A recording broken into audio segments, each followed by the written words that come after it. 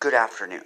Welcome to Long Live Third Parties Podcast. Free Press Media Press Inc., a third parties books publisher, sponsors this podcast. I'm Andrew Bouchard. Greetings, Greg. Welcome Hey, to Long Live Third Parties Podcast. hey, sorry about the delay there. I got stuck on something for a few minutes. So how you doing? I'm doing all right today. How about yourself? Running around, but good. Excellent. Friends, today we have a candidate for governor in New Jersey, Gregg Mele. Forgive me if I Mele. mispronounce your name. Yeah, that's Mele. It's fine. Mele. Okay, Gregg Mele. He's running for governor in New Jersey. He's from the Libertarian Party. So welcome, Greg. Thank you, sir. Glad to be here. We're glad to have you. Let's get started by you giving us an introduction to who you are and how you got involved in the Libertarian Party. Okay. So, well, I've always been kind of interested in politics. Not formally trained in school, for example. I wasn't a political science major or anything like that, but I was always interested in looking at how government works at both local and national level and everything in between. When I did wind up going back for a second career, I was originally a software guy, actually, and then I went for a law degree and finance MBA because I was working a lot in Wall Street firms at the time. I just felt like this was going to be my natural progression at some point, that I would switch over to practice law. And having interest in the community, especially in the beginning, I focused some of my coursework on that sort of like, how does municipal government work, and how does the budget get met, and how are projects funded, and blah, blah, blah, all this kind of stuff. And I just got more involved and interested. I did, after law school, I did try briefly to get involved, actually, before I heard of the Libertarians. I had grown up in a Republican household, so I talked to the local Republicans. Seemed like there wasn't any real opportunities, though, there to get heavily involved. I was actually appointed to a few township committees by the mayor, but no real opening for a chance to go for being elected. So it was somewhat discouraging, I'd say, and so I kind of didn't get. I faded out of being involved directly in the political world. I followed things, but that was about it. But as I saw things go more and more, I just felt like both parties were working hand in hand, and it was really this whole plan of, we're going to make the government big, and we're going to charge a lot of tax money to everybody, and then we're going to do what we want with it, basically. And I just feel like both parties have gotten synced up to the point of really not having any consequences and not worrying about it in terms of spending money freely, and no repercussions. They never put up, or hardly ever, any sort of primary challengers to the people that they want in office. And so the same folks with the same goals, which is not for the people, keep getting to be the only choices, quote unquote, that people are aware of, because they're the ones who are on the ballot as the nominees. And after a while, I just couldn't sit back anymore, and I had tried to build up some credentials, some skills that could be useful, and I thought, it's time to go back into the mix. But so initially, I thought about maybe as an independent kind of thing, but then I did get introduced to the Libertarian Party and their philosophy, and one of the primary things being small government. That was a big driver for me to say, yes, we have to get government out of a lot of things. We have to reduce government. We have to privatize a good number of things, and then things will work better. And without competition, without any sort of again, accountability, I guess is the word. Then there's no incentive to be responsible fiscally or otherwise, or to do a good job on anything. And that's where we seem to have gotten. So, just as far as, recent times and what made me do this run in particular, I was not happy with how Governor Murphy did the whole lockdown and mandates and all this kind of stuff. And it seemed like it was counterproductive. We never quarantined the healthy before. If you're worried that you're vulnerable, by all means, if you want to quarantine yourself or wear masks or get the vaccine or whatever it is, that's fine. I mean, but we're about choice. It's not that, because somebody else is vulnerable that the healthy person should have to stay inside and hide also. And they have lives to live and livings to earn, and just shutting down all the businesses the way we have, and everything that's gone on with that, and unemployment spike and all this kind of stuff. It's just devastated the state as well as others in the country, quite frankly, unnecessarily. I mean, we've got a biostatistician on our team that shows that the lockdown, every step of the way, the lockdown steps that were taken were counterproductive to the goal. And so it really didn't help at all with any kind of virus infection rate or death rate. And at the same time, people were getting a whole bunch of other different illnesses from it, never mind the psychological impacts. So that, combined with seeing how the Republican primary went, was and how I'd heard about it before that, how it was going leading up to the primary, was really the final straw that I had to go ahead and do this run. It seems to me the Republicans decided to sacrifice principle in favor of what they perceived, and they being the party bosses in each county who endorsed Jack, to try to compromise in order to win. And it's all just win-lose to them. And that means that, if they win, just like whenever the Democrats win, they're just interested in maximizing their power after having one. And that has nothing to do with the good of the people. So when I saw such division in the Republican ranks, I mean, there's a lot of people that will not vote for Jack no matter what, even though they're Republicans, because he doesn't stand for what they stand for. I'm seeing people come to me in droves from that group, and also between it's marijuana and school choice and the lockdowns as well, that are bringing a lot of previous Democrat voters our way. So we're doing really well these days, and it's the right time. Good to hear. We like to hear those backgrounds to see how people got involved. In addition to the lockdown issue, what are other campaign platform issues of yours? Okay, so probably the second biggest issue after, and I mean, to the extent that lockdown stuff has been ended, we still have the threat of having it reinstated. We're close to that transmission rate of 1 that's going to trigger all these, what I call an oxymoron, permanent emergency powers. So that were voted in recently. It's just, I mean, it boggles the mind. But and now anytime we could have a full-scale lockdown again. So the thing about that that's still relevant is making that essentially illegal or against the oath of office for a governor to do in the future. We feel that kind of mandating and lockdowns, that has nowhere, no place in this society. But the second biggest thing I'm seeing is the school choice issue that we're in favor of. With homeschooling, especially, well, I should say, remote learning, we saw a lot of problems that, I mean, parents, for example, don't get to see when the kids go to the school. So we have kids who are not involved in the class. They have their camera off. They're playing videos on another game on another computer while the lesson is going on, and the teachers are not checking because they've been told that as long as they had their, it was like in our town, at least it was 2 to 3 hours a day or whatever.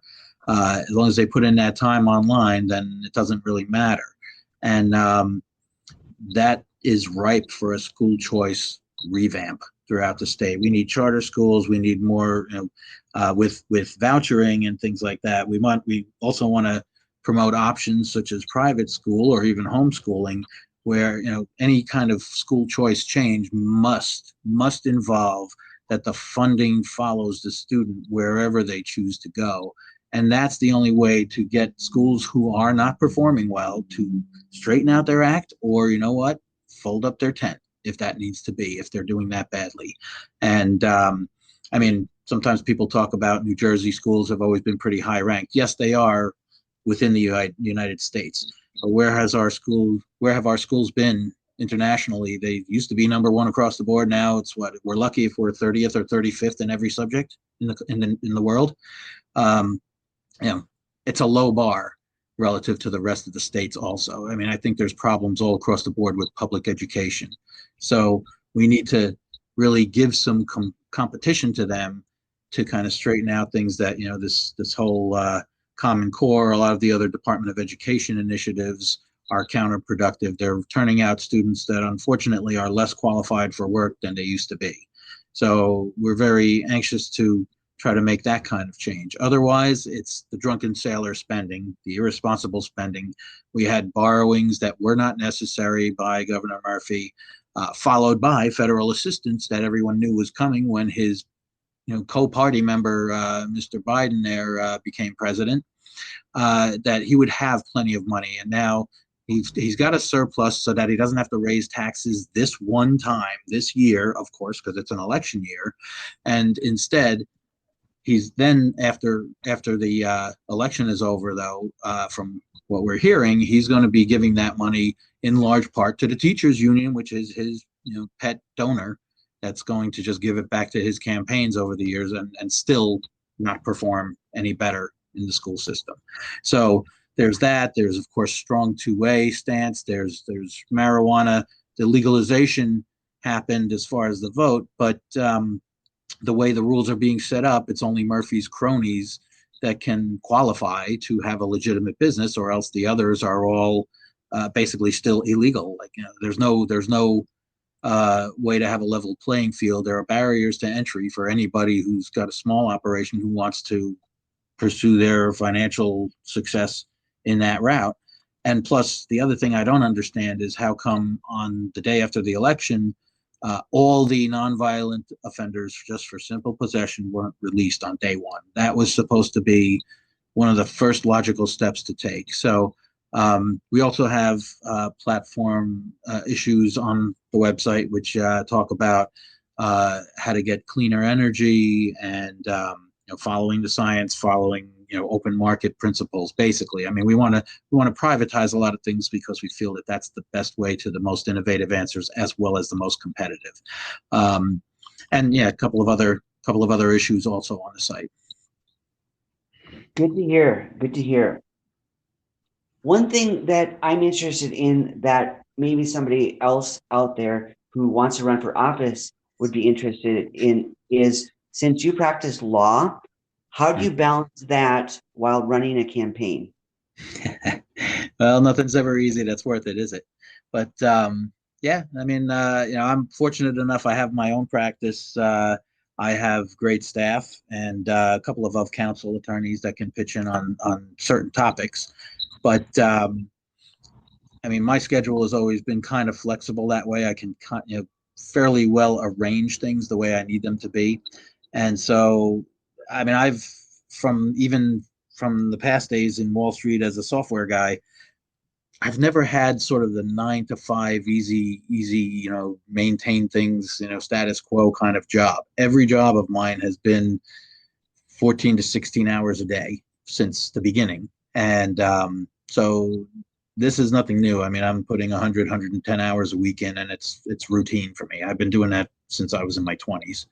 And, you know, it's just something that, you know, comes naturally, so that it really hasn't been tough for me. Now, I mean, that being said, I mean, for example, when I studied for the bar, I mean, I did very well because of my prep. So I went in very relaxed and confident, but that was after at least 14 hours a day of studying around the work. Then I tried to scale back my job. I was still, you know, in an office working for somebody else. I tried to keep it to the 8 hours, and then I would do that kind of hours with the studying, including the weekend days, total of something like that. And then basically just I increased my coffee intake by about fourfold at the time, and then I was okay. So it was rough 3 months, but that's the way I always dealt with everything. Was, you know, make sure you do more than necessary. You know, never just do the minimum to get, you know, a good score or whatever, but always just push hard and make sure that you're walking into the room with people where, for the example with the bar exam, I walked in there, I saw a whole bunch of people milling about getting ready to sit down for the exam. And I said, there's no way any of these people did more than me to prepare. There's no way I can fail today. And that's how I deal with everything I do, and including this run so far. I am spending every waking moment I can doing something for it. And I am hoping to make enough noise that people are going to be very surprised. That is good to hear. So small business owners are in a good position to run for office because they have the ability to alter their schedule, would you say? It can be. It does depend on the nature of the business, but yeah, I mean, certainly if you have a boss you report to as an employee, you typically will have a schedule that you need to keep. So it could restrict. Certainly for higher office, gets tougher.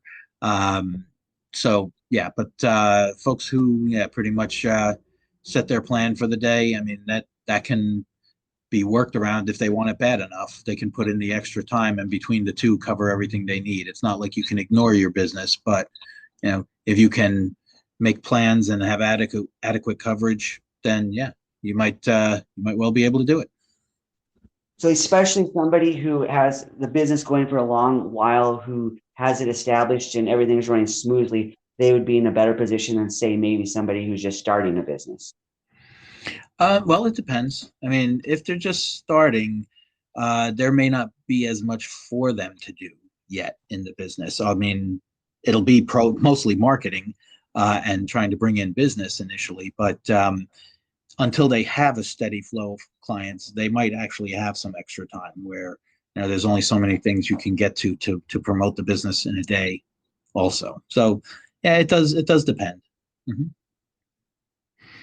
So basically, where there's a will, there's a way. Well, that's the thing. Like I said a minute ago, you have to want it bad enough. So, if you really want to accomplish something, there's always a way, as long as you are disciplined with your own time and effort. Sure. What is ballot access like for you in New Jersey? Well, actually, I mean, relatively speaking, it's not the worst.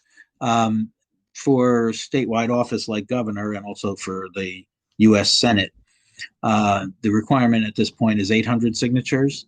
Actually, for members of Congress and all the local races, the most it is 100. So that's not bad at all. Even for the 800, I mean, the thing is, of course, we never just get the amount needed. We have to get extra cushion in case there's a challenge. I mean, the Republicans and Democrats file a lot of lawsuits just to get people off the ballot when they're too close to the requirement because they'd rather not have the competition. So we got on our petitioning this year, we got about 1,000 signatures. So we had a nice 25% cushion. So nobody said anything about us. And there were a few challenges to other people in that same sequence. So yeah, we made the cut enough that we didn't have to worry about it. So it's all good. Awesome. I'm glad you got on the ballot. Yeah, very key. Mm-hmm. So if you have time to listen to podcasts, what podcast would you recommend to our audience?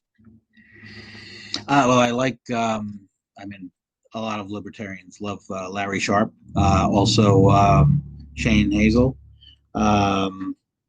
There's a few others, largely the party members as well as independent people who are running them. But basically, in anything that's talking about taking back control of a lot of the little things in life. I mean, government's gotten to the point where they're in the middle of every issue, even household issues at home that they really have no business being involved in. And so we want to loosen that grip so we can actually utilize government where it is necessary for things that are more important and more impactful. It's also like some of this, we call them victimless crime. That, for example, somebody who wants to smoke the marijuana at home in the quiet of their own home. I mean, they're not impacting anyone else. And again, assuming they're consenting adult to doing the smoking or whatever, then they should be allowed to do it, just like alcohol. I mean, prohibition didn't work out very well, and I don't think it's worked very well in this area either.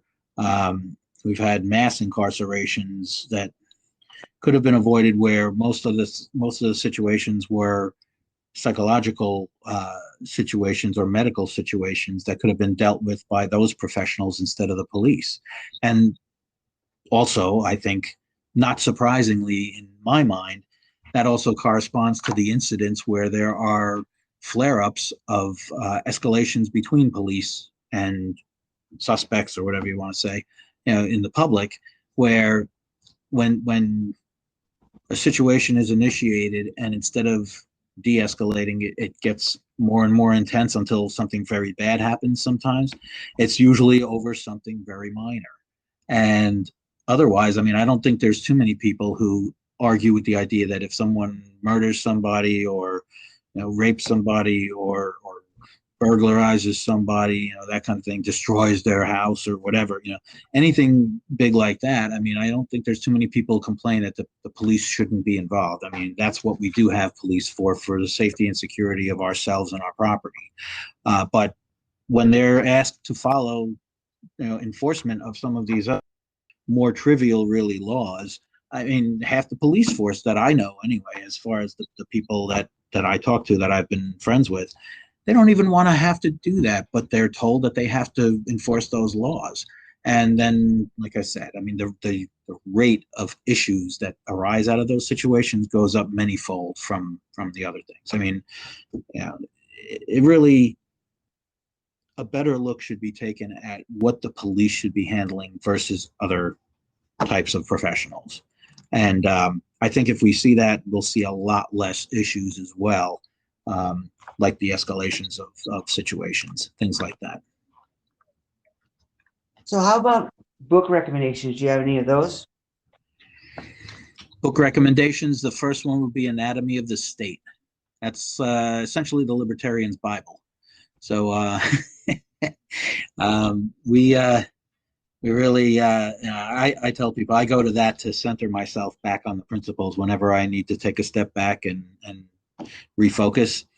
That basically, I mean, the idea, one catchphrase we've been using in the campaign is, the leading cause of death over the course of human history is big government, which, even if not literally true, and it might be, but it's not far off.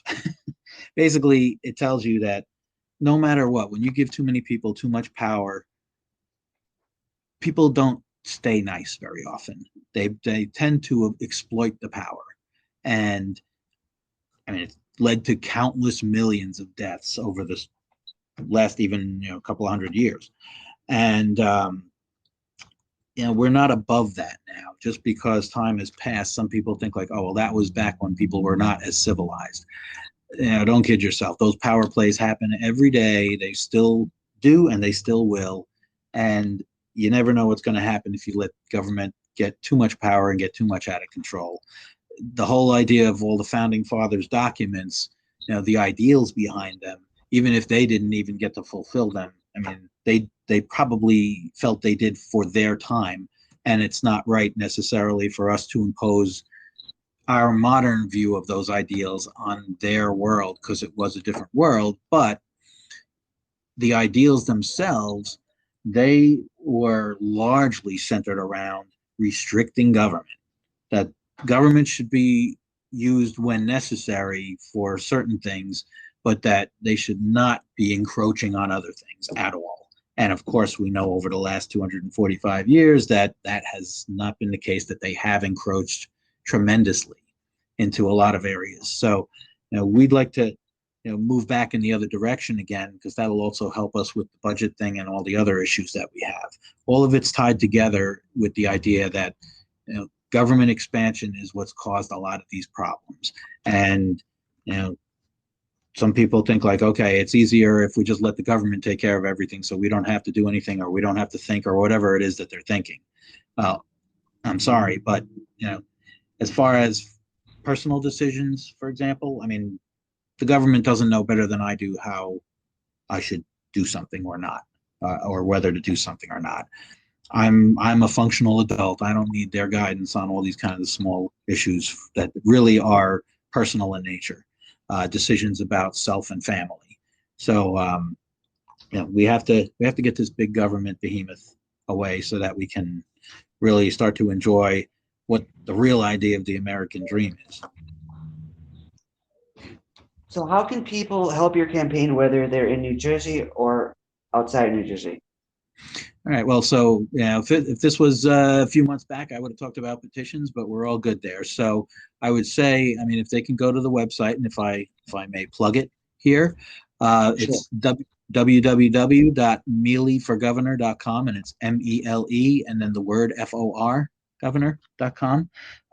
There certainly is a couple of donate buttons in there mixed in somewhere if they want to help us out with that. I mean, if we could raise a lot of money, we could wind up on the debate stage with Murphy and Chitterelli, but otherwise also get a lot of advertising media out so that at least people get to hear the word. That's essential and crucial, is trying to raise the fundraising target as high as we can. The other thing is volunteering, which also on the website, there is a place to, of course, well, to begin with, just send a message, a comment, whatever, ask a question. And I do answer all the questions that come in.